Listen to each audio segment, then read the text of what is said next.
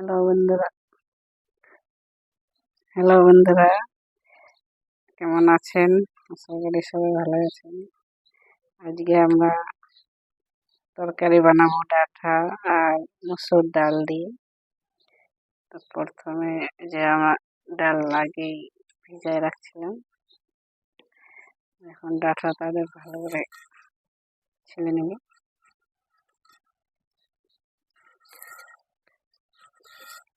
এভাবে ভালো করে একদম ছেলে নিতে হবে।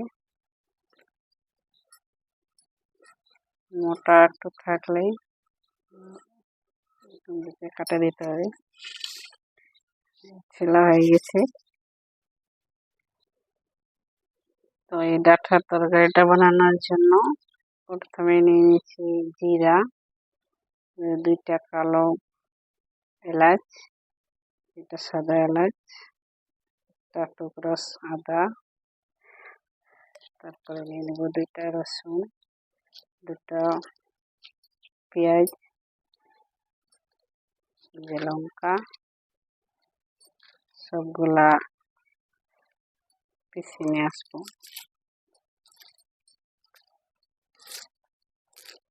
তো দেখতে পাচ্ছেন প্রথমে ডাল কড়াই দিয়ে দেবো। ডাঁটা আর মুসুরির ডাল তরকারি বানানোর জন্য কড়াই বসিয়ে দিয়েছি। এখন দিয়ে দেবো তেল।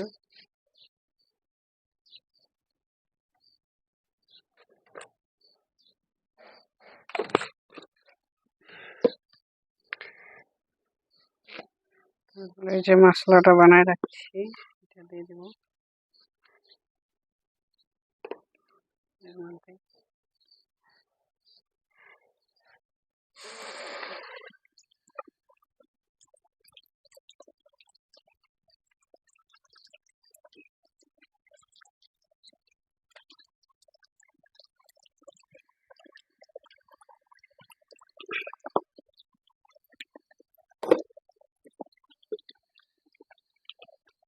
হলুদ গুঁড়ো,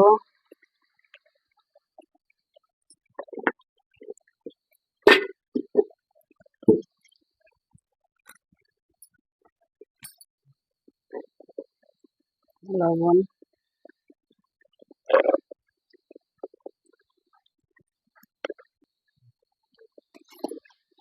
ভালো করে একটু নাড়াচাড়া করে নেব, যেন এটা কাঁচা এটা হয়ে যায়।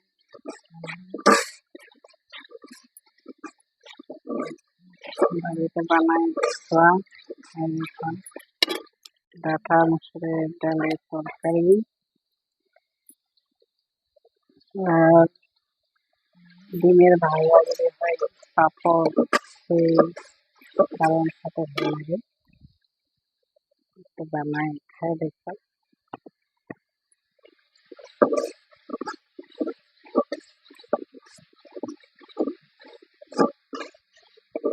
একটা কালার চলে আসছে, দেখতে পাচ্ছি।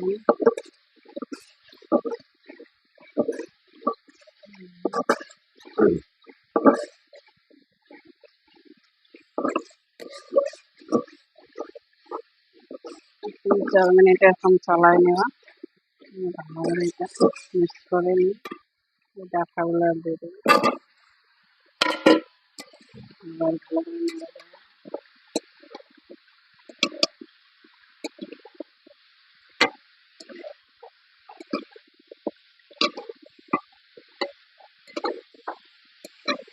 ভালো করে নাড়ে দিতে হবে।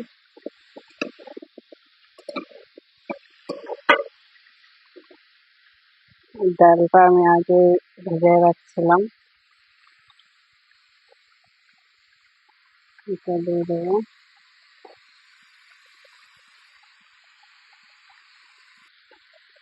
আবার ভালো করে নাড়া দেবো।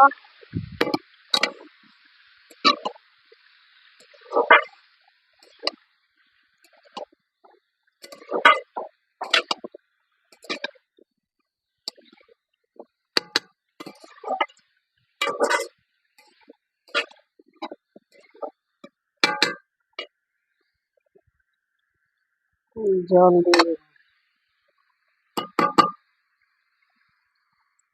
জল একটু বেশি করে দিতে হবে, ভালো করে একটু সিদ্ধ করতে হবে।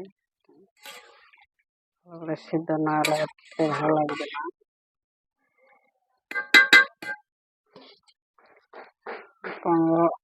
10-15 মিনিটের মতো সিদ্ধ করে নেব। তো ফিরে আসছি 15 মিনিট পরে। দেখতে পাচ্ছেন সিদ্ধ হয়ে গেছে, ডালটা সিদ্ধ হয়ে গেছে। এইভাবে দেখবেন ডাঁটাটা সিদ্ধ হয়ে গেছে, দেখুন কতটা সিদ্ধ হয়ে গেছে। একটু নাড়াচাড়া করে দেবেন। দারুণ টেস্টি হয়, একবার বানাই দেখবেন বাড়িতেই। ডিমের ভাজা পাঁপড় দিয়ে সেই টেস্টি হবে। আর খাইয়ে বলবেন কেমন হয়েছে।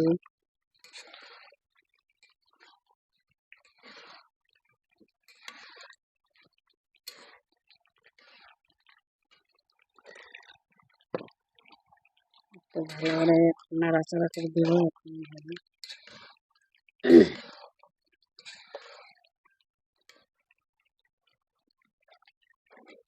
এই যে দেখেন কতটা সুন্দর রং চলে আসছে, আর ভালো করে একদম সিদ্ধ হয়ে গেছে।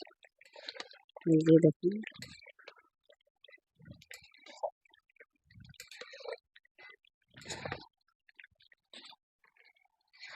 একটু দিয়ে যে ঢাকনা ঢাকা দিলাম।